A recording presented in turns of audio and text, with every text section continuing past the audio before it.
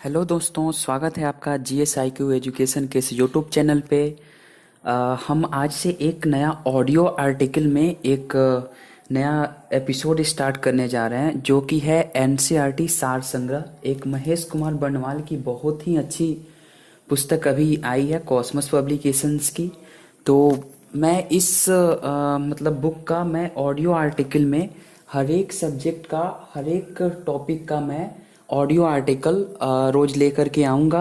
अगर आप लोगों को ये सीरीज अच्छा लगेगा तो फिर मैं आगे भी और भी ऑडियो आर्टिकल बना पाऊँगा। ठीक है। और इस चैनल में आप प्लेलिस्ट में भी और सारे, जैसे BPSC मेंस का मैंने क्वेश्चंस को करा रखा है कि कैसे आंसर को लिखना है। इस पे लगभग कम से कम मैंने 10-12 वीडियोज मैंने अपलोड किया हुआ है। तो अगर आप लोगों को वो भी देखना है तो आप उसको देख लीजिएगा, और अच्छा लगे तो चैनल को सब्सक्राइब कर लीजिएगा और बेल आइकन को प्रेस कर दीजिएगा, ताकि मैं फिर जब भी कभी नए वीडियो को अपलोड करूं तब तो वो आप लोगों के पास में पहुंच सके। और हाँ, आज मैं आधुनिक भारत का जो इतिहास है, मॉडर्न हिस्ट्री का, मैं ये सेगमेंट चालू कर रहा हूँ। अगर आप लोगों को अच्छा लगेगा तो इसमें अभी मैं 5 ही टॉपिक्स को मैं कवर कर पाऊँगा। ठीक है। अगर आप लोगों को अच्छा लगेगा और आप लोगों का रिस्पॉन्स अच्छा मिला, और आप लोगों को अगर ये अच्छा लगेगा, आप लोग कमेंट में बताइएगा, तब मैं आगे और का भी मैं ऑडियो में रिकॉर्ड करके आप लोगों के पास पहुंचा दिया करूंगा। और चलिए फिर चालू करते हैं आज आधुनिक भारत का इतिहास का ये पहला टॉपिक, जिसमें है यूरोपीय कंपनियों का आगमन। तो पहला पॉइंट है कि व्यापार हेतु समुद्री मार्ग से भारत आने वाले प्रथम यूरोपीय कौन थे? तो इसका आंसर होगा पुर्तगाली। यूरोप से भारत आने के लिए समुद्री मार्ग की खोज किसके द्वारा की गई? तो वास्को डी गामा के द्वारा की गई थी। भारत इसका आगमन जो था वो 17 मई 1498 को। ठीक है। नेक्स्ट है कि कालीकट बंदरगाह के तट पर किसने वास्को डी गामा का स्वागत किया? तो जमोरिन ने किया था। जमोरिन वहाँ का स्थानीय शासक था। पुर्तगालियों ने भारत में सर्वप्रथम अपनी व्यापारिक कोठी, यानी कि व्यापारिक कोठी को फैक्ट्री बोला जाता था, कहाँ स्थापित की थी? तो कोचीन में स्थापित की थी। कोचीन यानी कि कोची में। पुर्तगाली उपनिवेश का प्रथम वायसराय भारत में कौन नियुक्त हुआ था? तो फ्रांसिस्को द अल्मीड़ा, जो 1505 ईस्वी में इसको नियुक्त किया गया था। एक यहाँ पे नोट्स है कि भारत में तंबाकू की कृषि एवं प्रिंटिंग प्रेस को प्रारंभ करने का श्रेय पुर्तगालियों को दिया जाता है। भारत में प्रथम प्रिंटिंग प्रेस की स्थापना 1556 ईस्वी में गोवा में की गई थी। हिंद महासागर में व्यापार को नियंत्रित करने के लिए शांत या नीले जल की नीति, यानी कि ब्लू वाटर पॉलिसी, किसने लागू की? फ्रांसिस्को द अल्मीड़ा ने की थी। यहाँ पे अब विभिन्न देशों के खोजकर्ता का नाम है, जैसे कि वास्को डी गामा ने भारत का खोज किया था। कोलंबस ने अमेरिका का खोज किया था। कैप्टन जेम्स कुक ने ऑस्ट्रेलिया का खोज किया था। तस्मान ने तस्मानिया एवं न्यूजीलैंड की खोज की थी। बार्थोलोमियो डियाज ने केप ऑफ गुड होप की खोज की थी।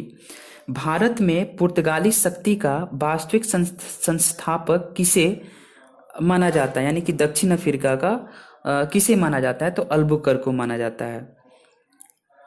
किस वायसराय के काल में गोवा को पुर्तगालियों का औपचारिक मुख्यालय बनाया गया? तो नीनो डी कुन्हा।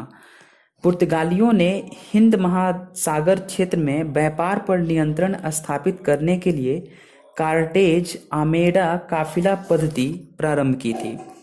पुर्तगालियों के पश्चात भारत में व्यापार करने आए डच कहाँ के निवासी थे?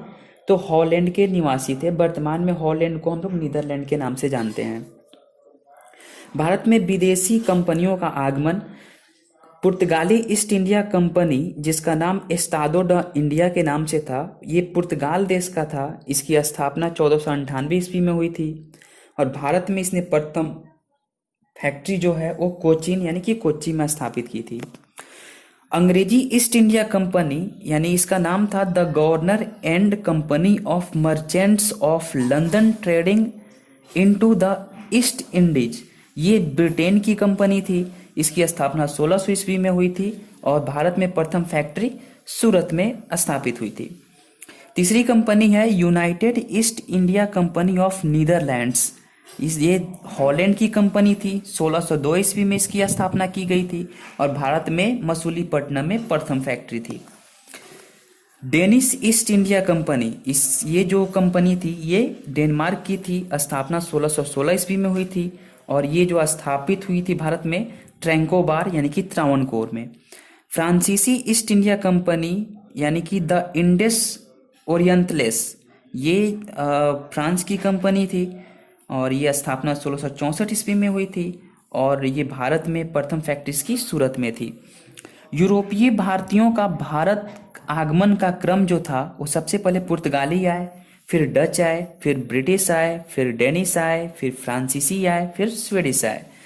यूरोपीय शक्तियों में भारत में पुर्तगाली कंपनी ने सर्वप्रथम 1498 ईस्वी में प्रवेश किया तथा भारत में सबसे अंत में 1961 ईस्वी में यहीं गए थे। 1961 में जो गोवा पर इसका आधिपत्य था। नेक्स्ट है कि किस यूरोपीय शक्ति द्वारा भारत से मसालों के निर्यात के स्थान पर कपड़ों के निर्यात को प्राथमिकता दी गई? तो डचों के द्वारा। भारत के साथ व्यापार के लिए सर्वप्रथम संयुक्त पूंजी कंपनी किसने आरंभ की थी? तो डचों ने की थी। वर्ष 1759 में बेदरा का युद्ध किन दो यूरोपीय शक्तियों के मध्य लड़ा गया? तो डच एवं अंग्रेज के मध्य लड़ा गया। लंदन में ब्रिटिश ईस्ट इंडिया कंपनी के गठन के समय भारत का सम्राट कौन था? तो अकबर था। ब्रिटिश सम्राट जेम्स प्रथम का दूत बनकर भारत में व्यापारिक कोठी स्थापित करने के उद्देश्य से जहांगीर के दरबार में आने वाला ब्रिटिश नागरिक कौन था? तो कैप्टन हॉकिंस था, जो वर्ष 1608 ईस्वी में आया था। ब्रिटिश ईस्ट इंडिया कंपनी द्वारा भारत में प्रथम अस्थायी कारखाना मसूलीपट्टनम यानी कि 1611 ईस्वी में तथा प्रथम अस्थायी कारखाना 1613 ईस्वी में स्थापित किया गया था। ईस्ट इंडिया कंपनी के किस अंग्रेज गवर्नर को औरंगजेब द्वारा भारत से निष्कासित किया गया? तो सर जॉन चाइल्ड। ठीक है। नेक्स्ट है हैमिल्टन द्वारा सफल उपचार किए जाने के कारण किस मुगल बादशाह द्वारा ईस्ट इंडिया कंपनी के लिए वर्ष 1717 में महाधिकार पत्र जारी किया? तो फारुखसियर के द्वारा महाधिकार पत्र जारी किया गया। 1661 ईस्वी में इंग्लैंड के राजा चार्ल्स द्वितीय का विवाह पुर्तगाली राजकुमारी कैथरीन के साथ हुआ। इस अवसर पर पुर्तगालियों ने चार्ल्स द्वितीय को दहेज के रूप में बम्बई द्वीप प्रदान किया। 1668 ईस्वी में चार्ल्स द्वितीय ने 10 पाउंड वार्षिक किराया लेकर बम्बई ईस्ट इंडिया कंपनी को दे दिया। प्रमुख शहरों के संस्थापक का नाम दिया गया है। तो शहर कलकत्ता शहर के संस्थापक का नाम था जॉब चार्नोक। मद्रास शहर का संस्थापक था वो फ्रांसिस डे था। नई दिल्ली का संस्थापक जो था वो एडविन लुटियंस व हर्बर्ट बेकर था। बम्बई का संस्थापक जो था वो गेराल्ड अंगियार था। यूरोप वासियों के लिए सर्वोत्तम सोरा और अफीम प्राप्ति का मुख्य क्षेत्र था बिहार। वर्ष 1664 में फ्रांसीसी कंपनी की स्थापना किसके प्रयासों से की गई? कोलबर्ट के द्वारा की गई। फ्रांसीसी कंपनी की स्थापना किसके कार्यकाल में की गई? लुई 14वें के कार्यकाल में की गई। फ्रैंक कैरो के द्वारा भारत में प्रथम फ्रांसीसी फैक्ट्री की स्थापना कहाँ की गई थी? सूरत में की गई थी 1668 ईस्वी में। फ्रांसीसी गवर्नर डुप्ले ने पहली बार भू क्षेत्र अर्जित करने के उद्देश्य से भारतीय राजाओं के विवादों में भाग लेने की नीति आरंभ की।